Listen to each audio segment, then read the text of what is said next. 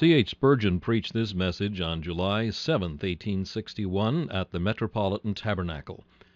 It is entitled, A Peal of Bells. The text is found in Zechariah chapter 14 and verse 20. In that day shall there be upon the bells of the horses, holiness unto the Lord. There are many days already past which we might well have wished to see. Who would not have rejoiced to have beheld the day when God smote Rahab and broke the dragon in the deep waters, when Miriam took the timbrel and went forth with the daughters of Israel, saying, Sing unto the Lord, for he hath triumphed gloriously. The horse and his rider hath he thrown into the sea. Who might not have wished to have witnessed the glorious victories of the judges when they put to rout the oppressors of Israel? Or that day when David returned from the slaughter of Goliath? Or that auspicious morn when Solomon's temple, glittering in unrivaled magnificence, was dedicated by a vast concourse of people with generous sacrifice to the worship of the true God? Many days there were in the chronicles of the Jewish Church which are never to be forgotten, earth's red-letter days, when God made bare his arm and showed forth his might. Days there were, too, in Christ's history, which it was a high privilege to see. The day of his birth. Would that we had been among the shepherds on the plain when they heard the angels sing, Glory to God in the highest, and on earth peace, goodwill toward men. Or the day of his death, when he cried, It is finished, and yielded up the ghost. Or better still, the day of his resurrection, when he routed all our foes by rising again for our justification. Or the day of his ascension, when he led captivity captive and ascended up on high. Or even that day of Pentecost, when the Spirit of God fell on the disciples, and when they, preaching with other tongues as the Spirit gave them utterance, multitudes being added to the church of those who were ordained unto eternal life. Those days are gone.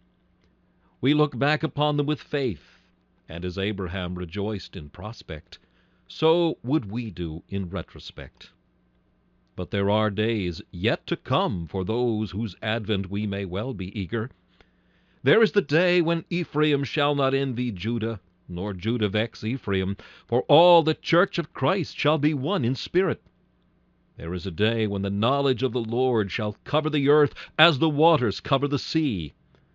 There is the day, too, when Israel shall be restored to its own land, when its country shall be called no more desolate, but Beulah, and no more forsaken, but Hephzibah shall its name be, for the Lord delighteth in it. There is specially the day of the second advent, that day of days, for which methinks all other days that went before were made, that day which shall be the summing up, the total of all ages, for the fullness of time shall come, and Christ in the fullness of his glory shall reign among the sons of men. I think I may, with your permission, add to the list of days which we might desire to see, that which is spoken of in the text. In that day shall there be upon the bells of the horses, holiness unto the Lord. What connection there may be between that day and others which I have mentioned, it is not my purpose this morning to explain. I would that this were to us personally the day when it should be fulfilled in us as individuals. And may the Lord hasten the happy day when universally throughout the church this text shall be fulfilled, and upon the bells of the horses there shall be holiness unto the Lord. The text, as you perceive, deals with horses, which were unclean under the Jewish law. Yet in the day spoken of in the text, the horses themselves shall be purged from commonness or uncleanness, and their harness shall be dedicated to God as certainly as the vestments of the high priest himself.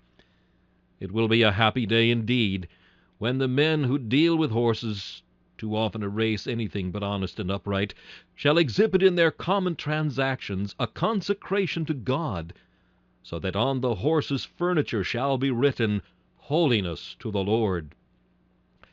The original Hebrew word translated bells is a very singular one, because nobody knows precisely what it means. The fact is, the Hebrews know so little of horses, from being interdicted from their use, that they had not a very large vocabulary to describe the harness and other equipments of the horse. The word is translated by some critics bells, by others bits, by some frontlets, by others collars, by some, and by Calvin especially, blinkers, and Calvin also hints that the word may mean stables.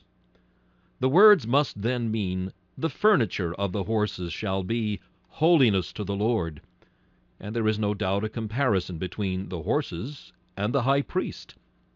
If it be the frontlet, just as the high priest wore upon his brow the Hebrew letters in gold, holiness to the Lord, so on the frontlet of the horses shall be holiness to the Lord. And as the high priest wore bells about his garments, so when the horses are decorated with their silver bells, there shall be on the bells holiness to the Lord. And if it signify any other kind of vestment, even as on the very ornaments of the priest, on his ephod and breastplate, holiness was written, so in every article that shall be worn by the horse shall be holiness to God clearly manifest. Yea, even the stables, unconsecrated as one would suppose they must always remain, shall be consecrated to God. The commonest buildings, set apart to meanest uses, being frequented by worshippers of the Lord, shall become temples of him who dwelleth in humble and contrite hearts. The simple meaning of the text is just this, that the day shall come when in common life holiness shall be the guiding star, when the ordinary actions of human existence shall be as much the worship of God as the sacrifices of the altar, or the mission of the high priest when he went within the veil. Everything, that which was most despised, the horses, the places which seemed least likely to be consecrated, the stables, and those things which seemed the least holy, even the horse's harness, all shall be so thoroughly used in obedience to God's will, that everywhere there shall be written, Holiness unto Jehovah. Common things, then, in the day spoken of by Zechariah, are to be dedicated to God and used in his service. I shall work out this great thought in a somewhat novel manner. First, let us hear the horses' bells. Secondly, let us commend their music. And then, thirdly, let us go home and tune our bells, that they may be in harmony with this sacred chime, Holiness unto the Lord. First of all, let us hear these horses' bells, which, according to the text, are to be tuned to the heavenly note of holiness unto the Lord. First, let us mark the trappings of the steed as he goeth forth to war. He champs his bit and is eager for the fray. His snortings are terrible. His neck is clothed with lightning, and he crieth in the midst of the battle, Aha! Aha! War is to our minds the most difficult thing to sanctify to God. The genius of the Christian religion is altogether contrary to everything like strife of any kind, much more to the deadly clash of arms. Yet it may be possible that occasions may arise in which war itself might become hallowed. And certainly we must not deny that many of those who have to deal with war are at this day consecrated men, like Cornelius's devout soldier, and as truly servants of Christ in the army as though they were civilians. Now I say again, I am no apologist for war. From my soul I loathe it, and I do not understand the position of a Christian man as a warrior. But still, I greatly rejoiced that there are to be found at this present day in the ranks many of those who fear God and adorn the doctrine of God their Savior. I may almost venture to say that the war against the tyrant Charles I was a consecrated fight. The people of God had been hunted like partridges upon the mountains in the reigns of Elizabeth and James and Charles. At last their lion-like spirits turned at bay, and their enemies were driven back before their gallant fury. When Cromwell, the Christian hero, mounted his charger, and bade his saintly warriors, with the sword in one hand and the Bible in the other, fight for England's liberty. I think in those valiant charges, when they shouted their battle cry, The Lord of hosts is with us, The God of Jacob is our refuge. There was, if ever there was, upon the frontlets of the horses, their collars and their bits, holiness unto the Lord. May such a war never rise again, but honor to the ashes of the consecrated brave. If ever there lived a man who, disinterested in spirit, without any desire of aggrandizement or selfish honor, held in his hand a consecrated sword, it was Garibaldi. I think of him, for his speeches make me believe it, not only as a hero, but as a Christian, as the scourge of popery and the enemy of all despotism. It might be said that his war garments are holiness to the Lord. The like might we say of Hedley Vicars, whose history so well written you have all so often read, and of Havelock, our own true Havelock, who for the deliverance of our own wives and sisters in silence rushed upon his prey, and delivered women and children out of the fierce jaws of the blood-loving tiger. These men preached Christ wherever they went. I love not their trade, but I love them. I would wish them to put up their swords into their scabbards, but when they did draw them, I am sure they did it in the full conviction that they were doing their duty. Though even that may not justify the error, yet it must prevent any of us from condemning them. I believe that they did it as in the sight of God, and what they did was to them holiness unto the Lord. Oh, may there never be war again. May peace reign. But if there must be wars, may they all be just ones. If there must be fighting, may it ever be for the freedom of the slave and the deliverance of the helpless. And in all this, may Jehovah, even in the battle, in the garments rolled in blood, and in the fire and vapor of smoke, still be acknowledged, and across the field of fire may there be written, Holiness to the Lord. We turn aside a while, for other horses are coming. Their bells are ringing forth holiness unto the Lord. Horses are used in states. In splendor, kings, princes, and judges of the land ride through the crowd. The text says, Upon the bells of the horses shall be holiness unto the Lord. Drawn by noble steeds, glittering with rich caparisons, an exalted personage passes through the thronging mass. It is a sovereign. And oh, when the sovereign of a nation hath a heart which boweth before God, and hath the hope of an immortal and an imperishable crown, then regal state is sanctified, and the bells upon the horses are holiness unto the Lord. When a Sir Matthew Hale rode in the judge's chariot to distribute justice, surely the state which attended the Lord Chief Justice of the land was holiness to God. And when a Sir Thomas Abney, even on the night of the Lord Mayor's banquet, retired a while that he might have prayer with his family and servants, surely then the too gaudy show of civic pomp was for that once holiness unto the Lord.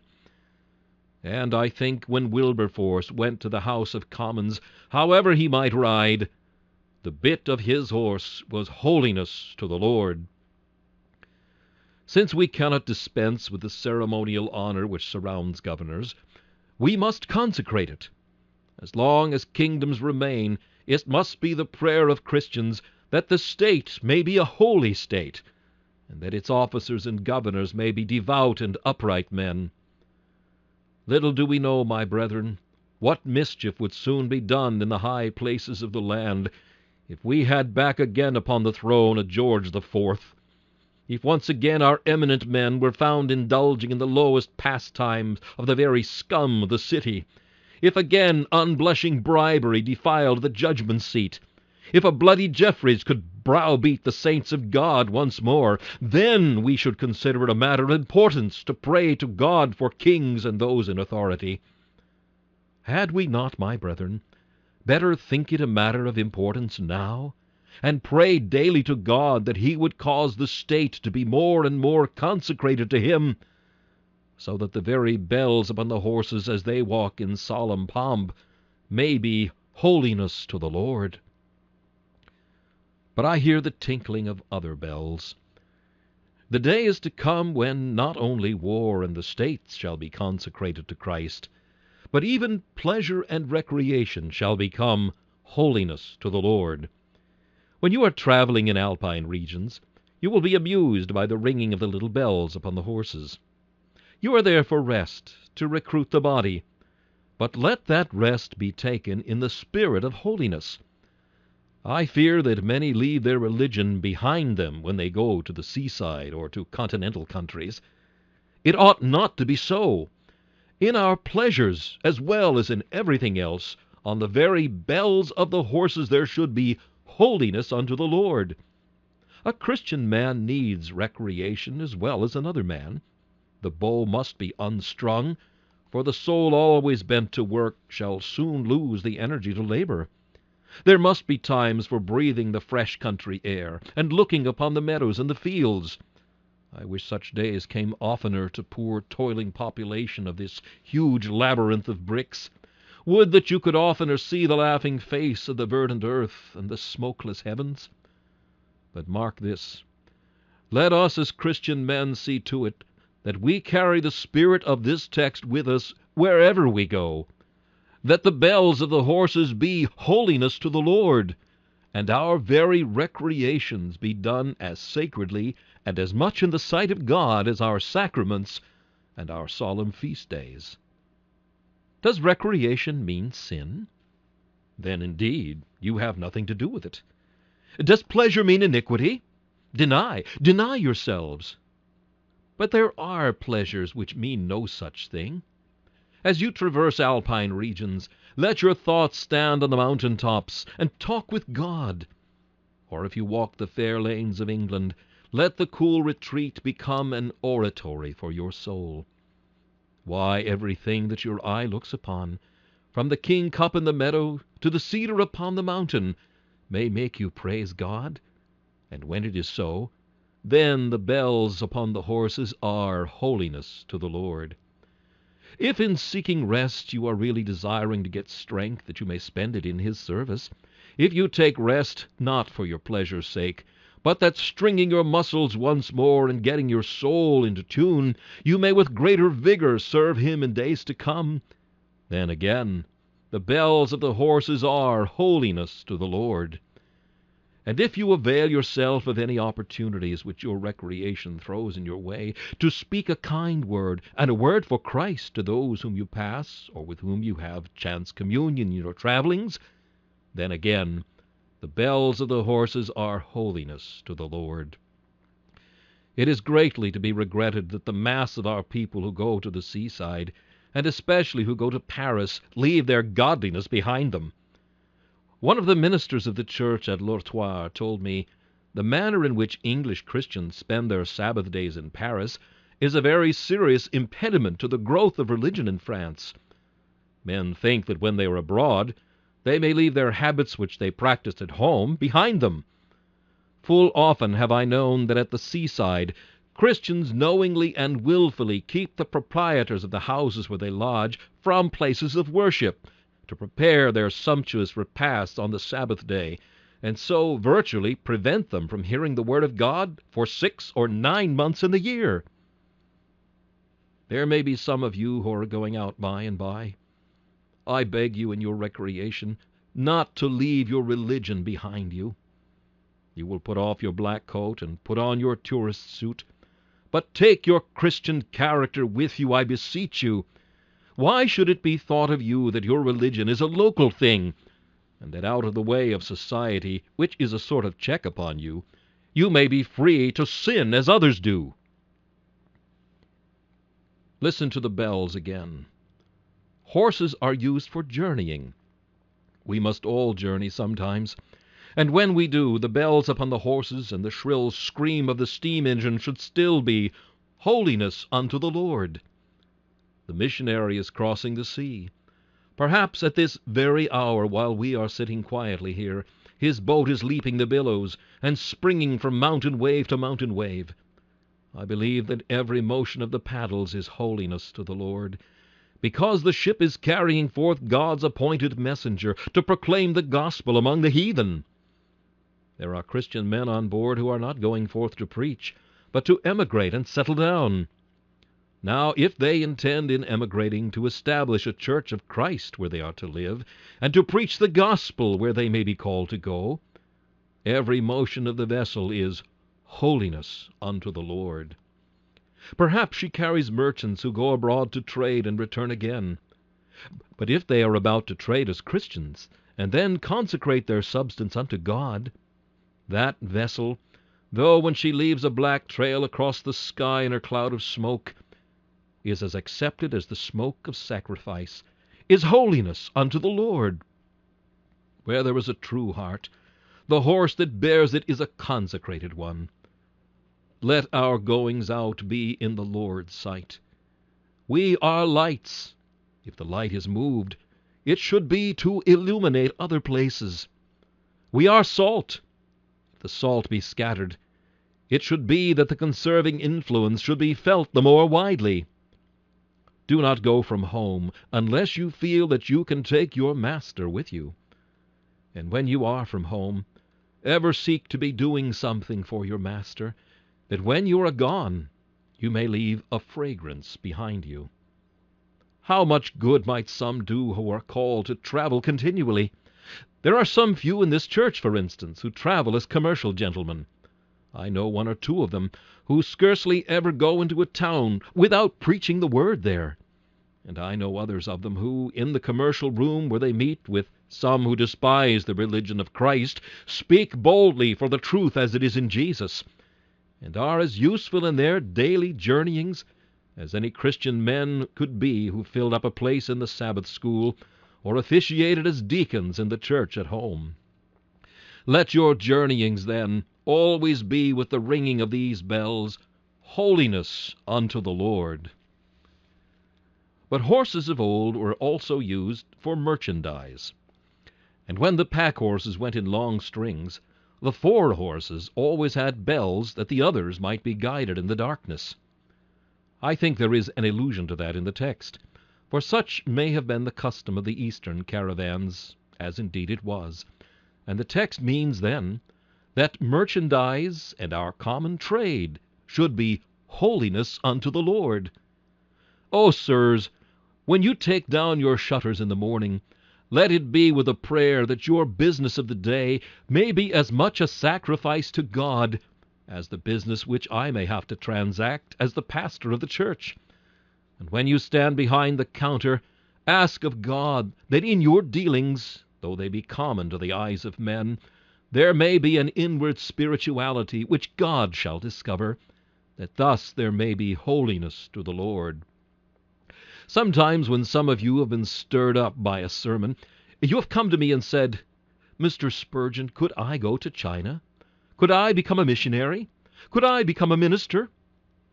In very many cases, the brethren who offer are exceedingly unfit for any service of the kind, for they have very little gift of expression, very little natural genius, and no adaptation for such a work.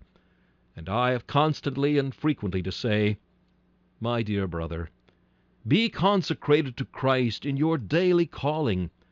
Do not seek to take a spiritual office, but spiritualize your common office. Why, the cobbler can consecrate his lapstone, while many a minister has desecrated his pulpit. The plowman can put his hand to the plow in as holy a manner as ever did minister to the sacramental bread. In dealing with your ribbons and your groceries, in handling your bricks and your jackplanes, you can be as truly priests to God as were those who slew the bullocks and burned them with the holy fire in the days of yore. This old fact needs to be brought out again. We do not so much want great preachers as good upright traders. It is not so much deacons and elders we long for, as it is to have men who are deacons for Christ in common life, and are really elders of the church in their ordinary conversation.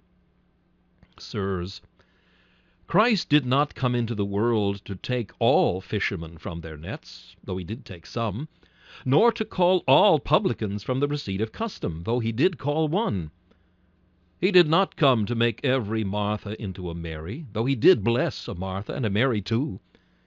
He would have you be housewives still. Be sisters of mercy in your own habitations. He would have you be traders, buyers and sellers, workers and toilers still. For the end of Christianity is not to make preachers, but to make holy men. The preacher is but the tool. He may be sometimes but the scaffold of the house. But ye are God's husbandry. Ye are God's building. Ye in your common acts and your common deeds are they who are to serve God. That wicked fiction of the Church of Rome, that her cathedrals are holy, has made us think that our houses are not holy. Why, my friends, our houses are as holy, or ought to be, as ever church or chapel. Some seem to think that there is some peculiar sanctity about aisles and oak seats, stone pillars and Gothic arches. Holiness cannot belong to stones. Holiness has to do with nothing except the acts and thoughts of intelligent subjects. And if holiness can, by metaphor, belong to places or substances, it must be through the Christian holy minds that are in contact with them. I will not have it that yonder parish church, or that this place is one whit more holy than that room where you live, if you there offer prayer and praise. Oh, brethren, you must not think that the table and the font and the baptistry are holy. No, no. If there be holiness in them, so may there be in your own table, in your own labors, and in your own tools which you handle. At least there will be as much in one as in the other, if with a holy mind you serve God in both. Not confined holiness, that is superstition. Universal holiness, that is Christianity. Not the bowls upon the altar holy, that is Judaism. But the bells upon the horses holy, that is true living godliness and vital Christianity. See to it then, Christian friends, in your common daily doings, that the bells upon the horses are holiness unto the Lord. But the horses were also used, as they still are, for toil. And toil, though I have already anticipated the subject, toil is to be holiness to the Lord. The horse is turning over the furrow with the plow, and if it be held by a godly husbandman, the bells upon that horse are holiness unto the Lord. And now it is time when the hay should be cut down and carted. If with gratitude in his bosom the husbandman takes home the fruit of the earth, the carting is holiness to the Lord.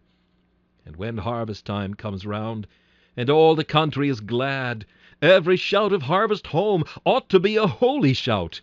Every smile that is on the brow of the tiller of the soil should be a holy smile. And when he has consecrated his waif sheaf unto his God, when he has given a part of his increase to the poor and needy, and when he has bowed his knee and thanked the universal giver of all good, then the farmer's toil is holiness to the Lord. I would, my dear brethren, that you would make your common toils holiness unto the Lord.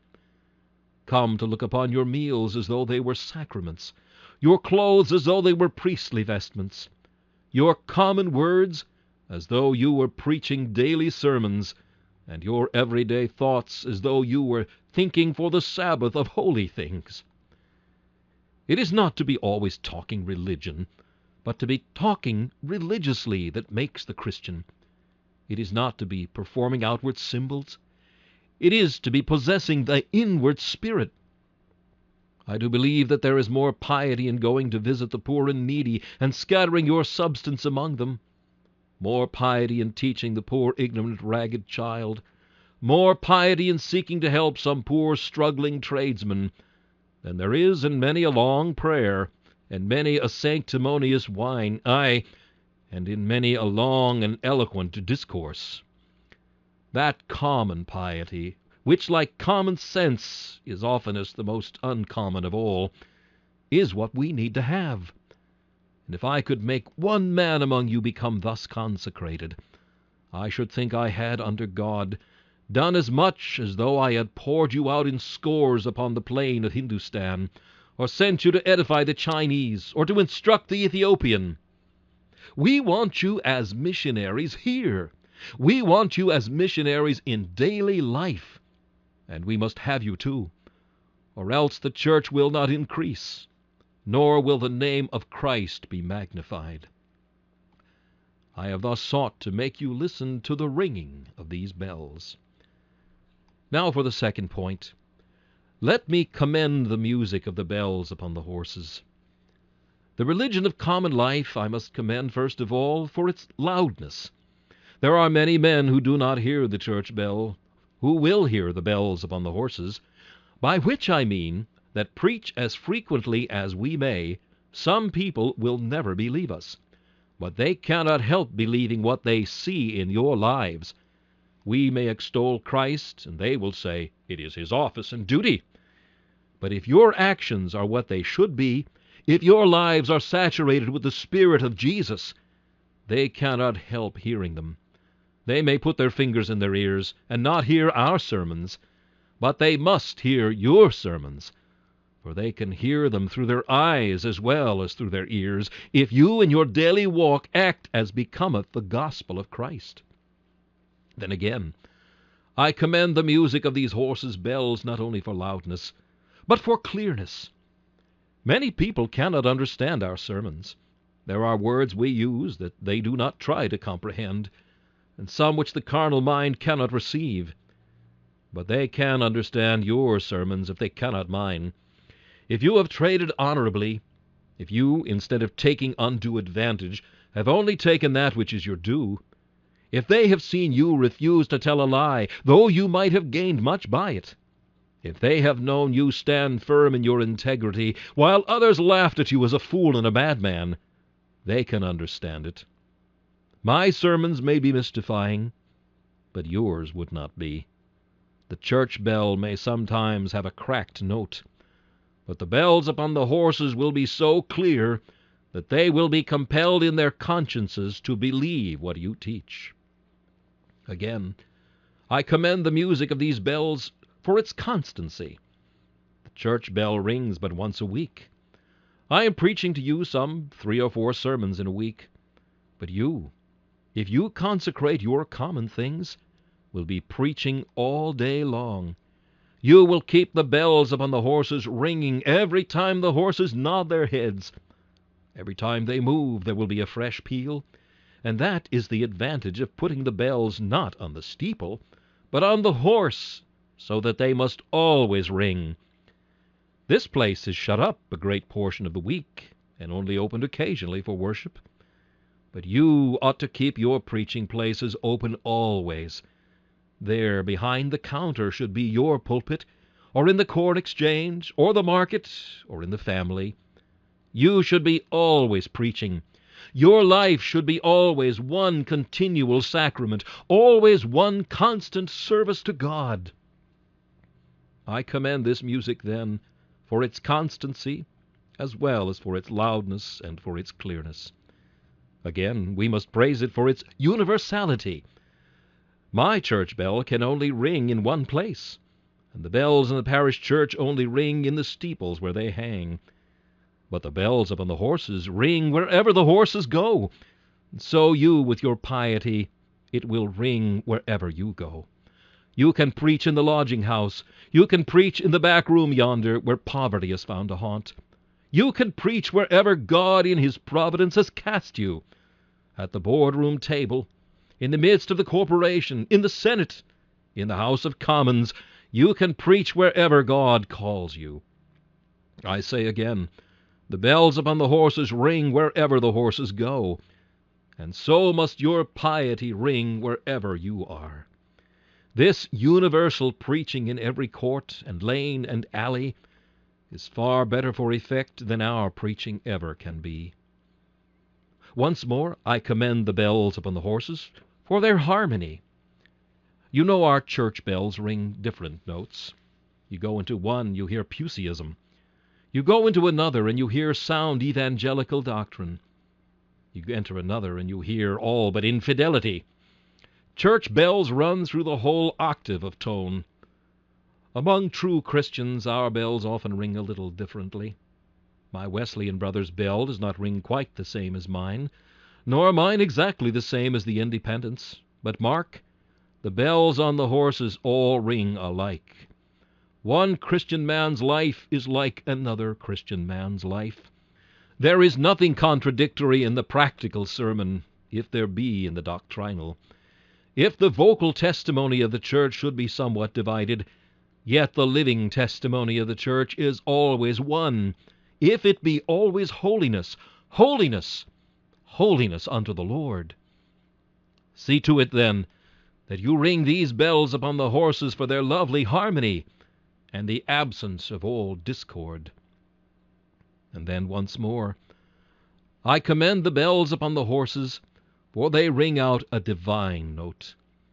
Our church bells do not always do that. Sometimes our sermons are a little to the honor and glory of the speaker, a little to the honor and glory of a particular church. But the bells and the horses ring out not to the glory of man, but holiness to the Lord, to the Lord, to the Lord. And so if you consecrate your whole life, the testimony of that life may be to your credit, but still it will be far more to the honor and glory of God. There will be no fear that man shall take the honor of your pious consecration, of your holy watchfulness, of your humble integrity, of your industry, your perseverance, and your constancy in the path of right. The bells upon your horses shall ring a diviner note than I fear will yet be rung from the bells of our pulpit. I have thus sought to commend the music. And now I close by asking you to go home and tune your bells to this note. You have many bells in your house. Go home and tune first of all the chamber bell. It is an ill thing when a Christian husband is a worse husband than a worldly one. It is an evil thing when the husband and wife do not live together as partakers of the grace of Christ. Perhaps you will say this is a very homely remark, but I think it is a very necessary one. For if a man cannot conduct himself well in his own family, what is he in the church? I fear there have been many who have been mighty men in the church, who, if their private affairs had been a little examined, might have come out a little scarred and marred in the ordeal. Should I have a Christian man here who is not acting according to the Christian mandate? Should I have a Christian woman here who pulleth her house down with her own hands through idleness and carelessness? Let me speak to them. How can the husband think of edifying others at the prayer meeting unless first he is what he should be before his own house? The husband is to love his wife even as Christ loved the church. The wife must see that she reverence her husband. The children must be obedient, and the household affairs must be ordered with discretion, or else your bells are not holiness unto the Lord. Then, when you have looked at that, look at the kitchen bell. See that it sounds forth holiness to the Lord. Let the servant not with eye service as a man-pleaser serve her master, and let the master take care that he giveth unto his servant that which is just and equal. Oh, it is a blessed thing when there is piety in the kitchen, and when the whole household is a church. Indeed, my brethren, I can speak with the joy of one who has servants that fear God. Very often have my eyes been filled with tears through the peace and joy and rest of spirit that I have had in my own household, since God has given me those that fear his name.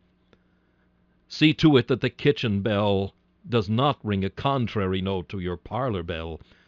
For if the kitchen can say, my master is pious abroad, but he is wicked at home, he can talk very well in the pulpit and pray very nicely at the prayer meeting, but he neglects us. He is harsh, overbearing, and passionate.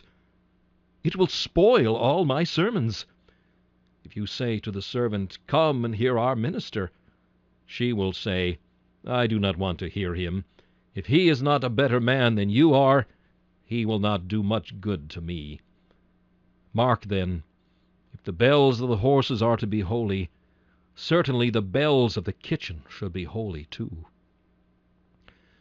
Then some of you have got a shop bell, a little bell which rings as soon as ever anyone comes in. Now take care that this is holiness to the Lord. If people get cheated at other shops, do not let them get cheated at yours, or they will be sure to say, ah, you hear Spurgeon. That is your religion, is it? They will be sure to throw the blame on your religion and not on you. If there be a place where they get short weight, let it never be at yours. If there be a place where there is a want of integrity or civility or attention, let it not be yours. But seek so to act that while you do not make your religion help your trade, yet you keep your trade always in subservience to your religion, and seek to glorify God in all that you do. Some of you have got a factory bell. That bell rings at a certain hour, and I see your men come streaming down the street to work. Now make that bell holiness to the Lord. When will the time come when all these quarreling shall be done between master and man? When shall the day come when both of them shall seek to have perfect peace and harmony? For it is to their mutual interest, let them know. Oh, when shall it be that the workman shall feel that he has all that which is just and equal?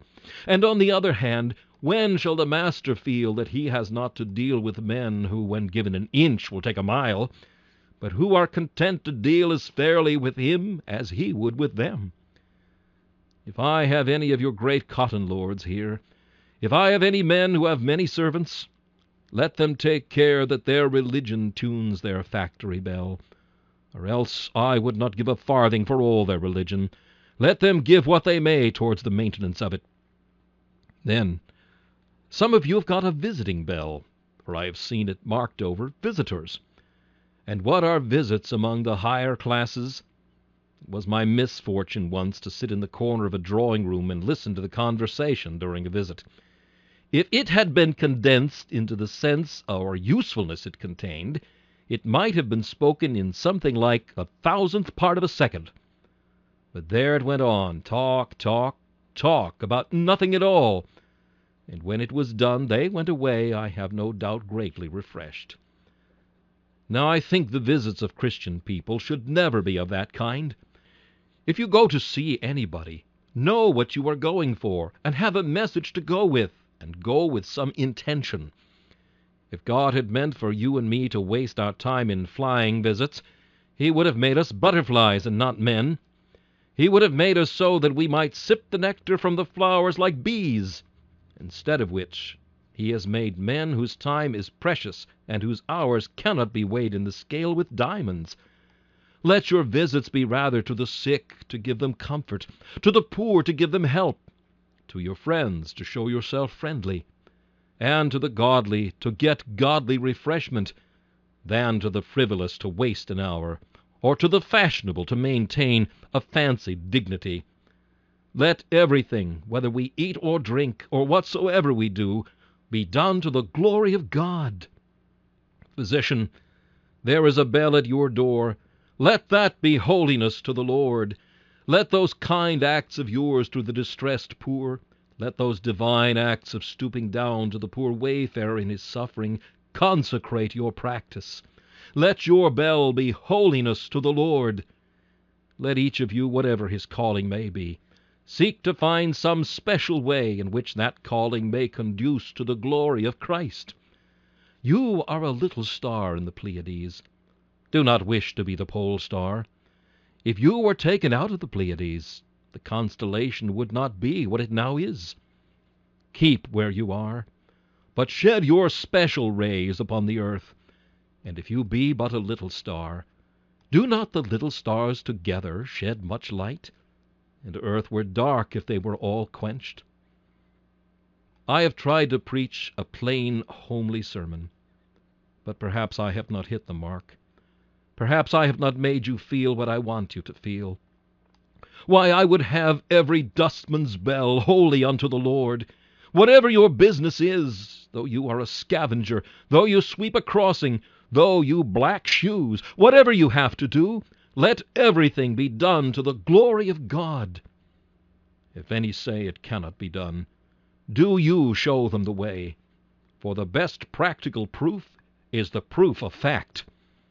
I may preach today, and preach 20 days about making the bells upon the horses holiness to the Lord, but if you do not tune your own private conversation, the text will excite but laughter among some, and no practical profit will it be to any. Is there anything wrong at home? Go and set it to rights. Is there anything wrong in the shop or in the kitchen? If you have not done what you ought to have done as a Christian man, if you have not acted as you ought to have done in your trade, go and do better. Not that you are saved by works. I have been speaking to those who are saved already. Being saved, show by your profession what you believe, and by your acts glorify your Master. Let me pray you to think often of this text. In that day shall there be on the bells of the horses, Holiness unto the Lord. This message, A Peal of Bells, was preached by Charles Haddon Spurgeon on July 7th, 1861. This is Charles Kelsch inviting you to join me again for another message from the Prince of Preachers.